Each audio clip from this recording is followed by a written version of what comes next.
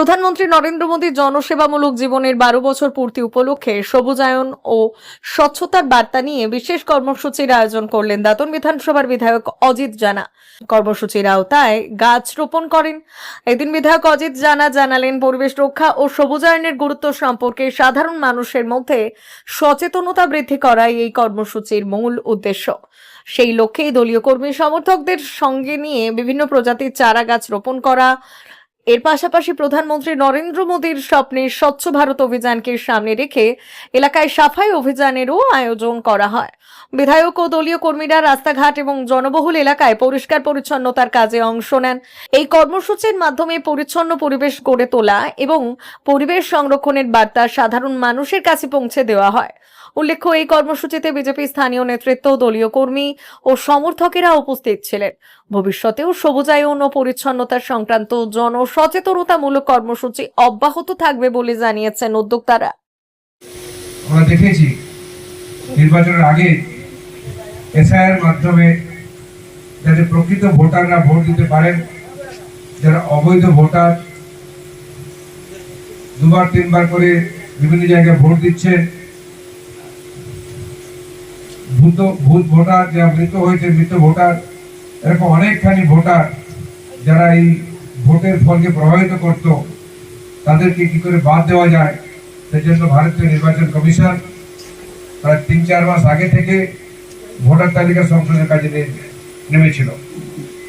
আর আমরা দেখেছি প্রায় 60 লক্ষ মতন ভোটার এখান থেকে বাদ গেছে। পরবর্তীকালে আরো 20 লক্ষ ভোটার, মানে 80 লক্ষকে আশপাশ ভোটার যে এখান থেকে ভোটার লিস্টে বাদ গেছিল। সেই ভোটাররা কারা ছিল? রোহিঙ্গা ছিল, বাংলাদেশি ছিল, ডুপ্লিকেট ভোটার ছিল, মৃত ভোটার ছিল। এদেরকে বাদ যাওয়ার পরে যে সুস্থ ভোটার তালিকা তৈরি হলো, শুদ্ধ ভোটার তালিকা তৈরি হলো, তারপরে আমরা দেখলাম যে তার সেই ভোটার লিস্ট নিয়ে যখন ভোট হলো, আর ভোট এবারে এত সুষ্ঠু ও নির্বাক নির্বাচন হয়েছে যেখানে কোনো রকম রক্তপাত হয়নি। প্রথমবার স্বাধীনতার পর যদি কোনো ভোট হয়ে থাকে তাহলে কোথাও রক্তপাত হয়নি, ঢিল গোলা বন্দুক তো দূরের কথা, একটা ঢিল পর্যন্ত ছোড়া হয়নি। এমন নির্বাচন অনেকে আগে থেকে দেখেননি। নির্বাচনে আমরা জয়ী হওয়ার পরেই অনেকে আশ্বস্ত হয়েছেন, বলেছেন যে আমরা যেন দ্বিতীয় স্বাধীনতা পেলাম। এই পরিবর্তনের পরে আমরা সরকার গঠন করেছি। সরকার গঠন করার পরেই আমাদের যে প্রতিশ্রুতি পত্র ছিল, সেই প্রতিশ্রুতি পত্রে যে আমরা ঠিক করেছি যে প্রতিটি প্রতিশ্রুতি আমরা অক্ষর অক্ষরে পালন করব। তার প্রথম পদক্ষেপ হিসেবে অন্নপূর্ণা ভান্ডার যোজনা, এই যোজনার মধ্যে কাজ শুরু হয়েছে। 1 তারিখে ফর্মে লঞ্চ হয়েছে, 2 তারিখে বেশ কয়েকজন মায়ের অ্যাকাউন্টে 3000 টাকা করে ঢুকেছে। বিধায়ক হওয়ার পরে এই প্রথমবার এই গ্রামে আমার আসা হলো। কর্মী ভাইদের সঙ্গে বসলাম, আলাপ আলোচনা করলাম। আগামী দিন আমাদের কী কার্যক্রম আছে সেটা সবার সঙ্গে আমি জানালাম। আমরা আগামী 22 জুন বিধানসভায় আমাদের বাজেট অধিবেশন হতে চলেছে, সে সবাই জানালাম। 12 বছর পূর্তি কেন্দ্রীয় সরকারে হয়েছে 7ই জুন। তারপর থেকে আমরা 5 জুন থেকে আমরা এই কর্মসূচি নিয়েছি। এক পক্ষ কাল ধরে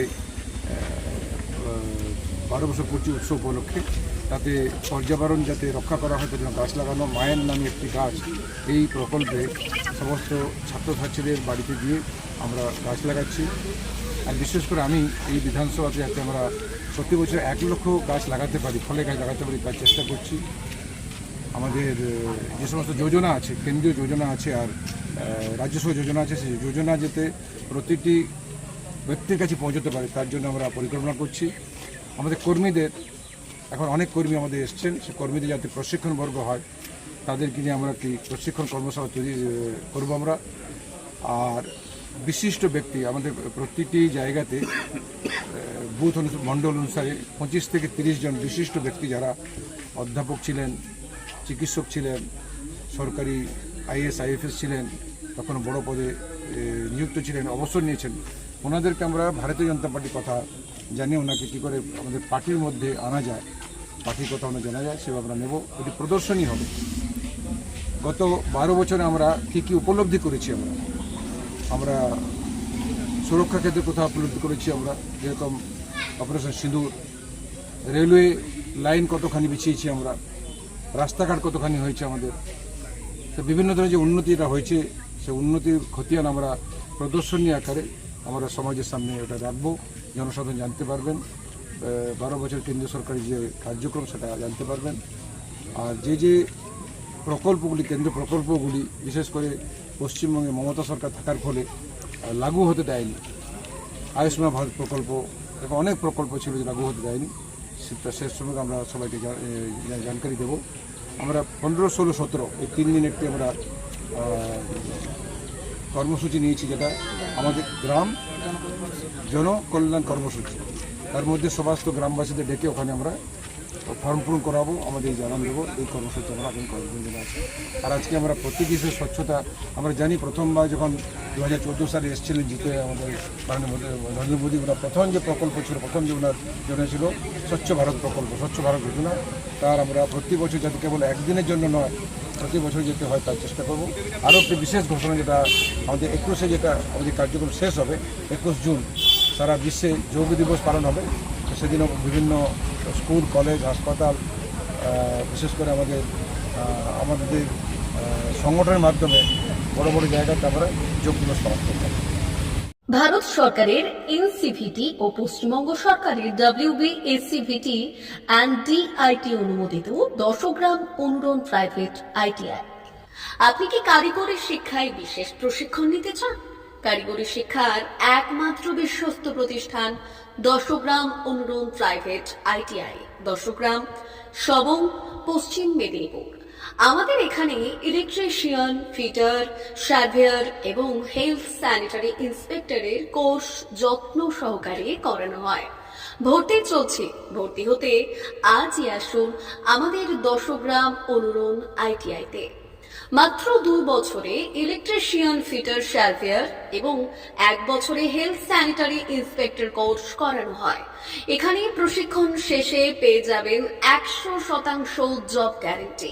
আমাদের ITI এর বিশেষত্বগুলি হলো স্বল্প ভর্তি ফিস, উন্নত প্রযুক্তিযুক্ত ল্যাব ও অভিজ্ঞ অধ্যাপক মণ্ডলী দ্বারা থিওরি ও প্র্যাকটিক্যাল ক্লাসের সুবিধে, প্রশিক্ষণের জন্য বিশেষ ল্যাব ও ওয়ার্কশপ, ST, SC, OBC এবং সংখ্যালঘু ছাত্রছাত্রীদের জন্য পশ্চিমবঙ্গ সরকারের স্কলারশিপের ব্যবস্থা।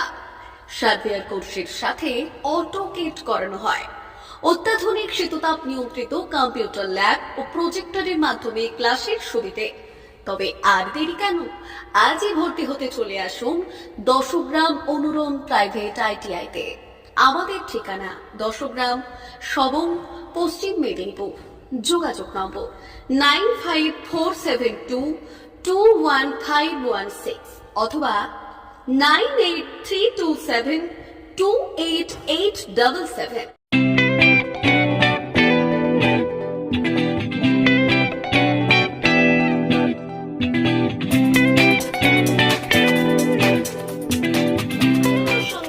আনন্দ সংবাদ, আনন্দ সংবাদ। এই প্রথমবার আপনাদের পরিচিত বেলদা শহরে এসে গেছে আদিত্য সুপার মার্কেট। নিত্য প্রয়োজনীয় সমস্ত দ্রব্যের বিশ্বস্ত প্রতিষ্ঠান আদিত্য সুপার মার্কেট। আকর্ষণীয় ছাড় এবং একাধিক ডিসকাউন্ট নিয়ে আপনাদের সামনে হাজির হয়েছে। নিত্য ব্যবহৃত সমস্ত প্রোডাক্টের সম্ভার নিয়ে এসেছে আদিত্য সুপার মার্কেট। আকর্ষণীয় ছাড় এবং একাধিক ডিসকাউন্ট নিয়ে আপনাদের সামনে হাজির হয়েছে। নিত্য ব্যবহৃত সমস্ত প্রোডাক্টের সম্ভার নিয়ে এসেছে আদিত্য সুপার মার্কেট। থাকছে প্রত্যেকটি প্রোডাক্টে বিশেষ আকর্ষণীয় ডিসকাউন্ট। থাকছে বাই 1 গেট 1 পরিষেবা। কসমেটিক্স প্রতিটি প্রোডাক্টের উপরে থাকছে ন্যূনতম 20% থেকে 45% পর্যন্ত ছাড়। FMCG প্রোডাক্টের উপরে পেয়ে যাচ্ছেন 50% পর্যন্ত ছাড় পাওয়ার সুযোগ। গ্রোসারি আইটেমের উপরে থাকছে 30%, প্রাত্যহিক ব্যবহৃত সামগ্রীর উপর থাকছে 30% পর্যন্ত ছাড়। প্রতিটি ব্র্যান্ডেড প্রোডাক্টের বিশ্বস্ত প্রতিষ্ঠান আদিত্য সুপার মার্কেট। প্রতিদিনের নিত্য প্রয়োজনীয় সমস্ত সামগ্রী এক জায়গায় পেতে আজই চলে আসুন আমাদের আদিত্য সুপার মার্কেটে। প্রতিদিনের ব্যস্ততম জীবনের কথা মাথায় রেখে আমাদের ফ্রি ডেলিভারির ব্যবস্থা আছে আদিত্য সুপার মার্কেটে। দেরি না করে আসুন আমাদের বিপণী প্রতিষ্ঠানে কোয়ালিটির সঙ্গে কম্প্রোমাইজ নয়, ভরসা আপনার, বিশ্বস্ততা রক্ষা করার সম্পূর্ণ দায়িত্ব আমাদের। আমাদের ঠিকানা বেলদা, দাঁতন রোড, বুলেটস ক্লাবের কাছে। যোগাযোগ করুন এই নাম্বারে 8348830676।